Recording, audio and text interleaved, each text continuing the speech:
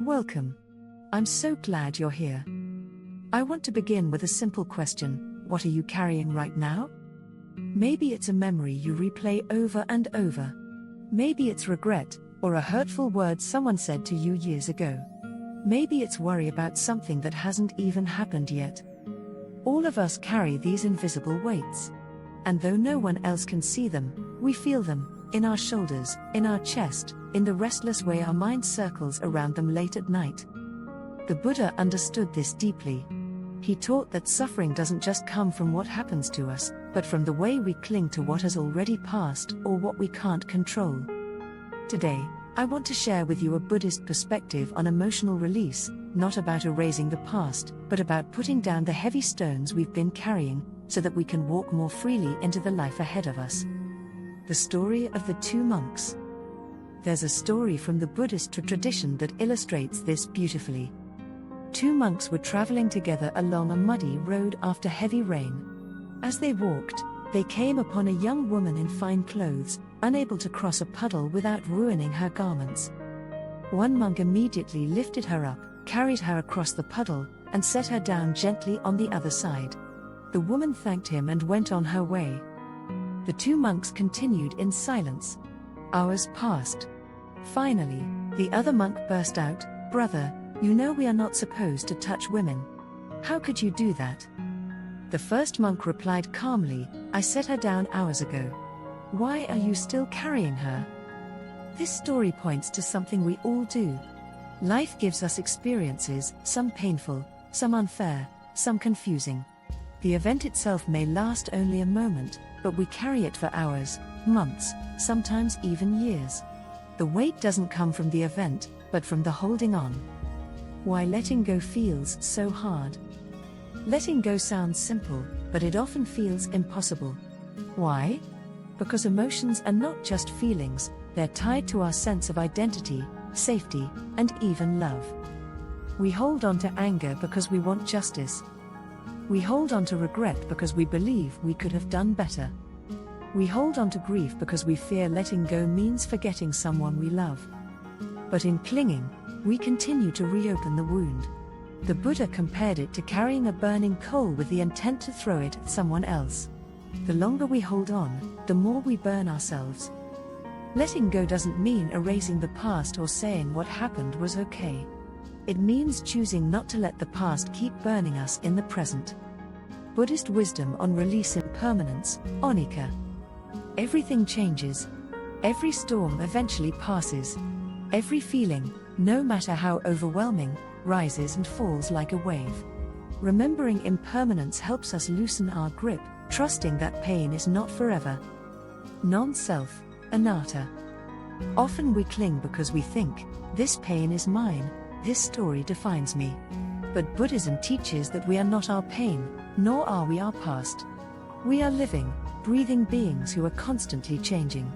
You are more than your wounds. Compassion, metta and amp, karuna. Letting go is an act of compassion. For ourselves, so we no longer suffer unnecessarily. And for others, so we no longer chain them to mistakes or roles they no longer occupy. Modern life examples. Think of the last time you lay awake replaying an argument, long after the other person had moved on. Who was suffering in that moment? Or maybe you carry regret about a decision you made years ago.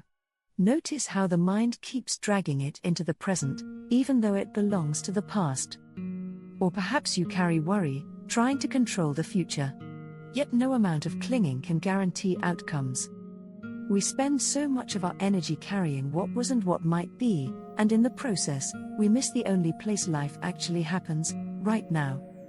Practical tools for letting go. When a strong emotion arises, pause. Say to yourself, this is anger. This is grief. This is worry. Naming it makes space between you and the feeling. You are noticing it, not being consumed by it. Breath as release.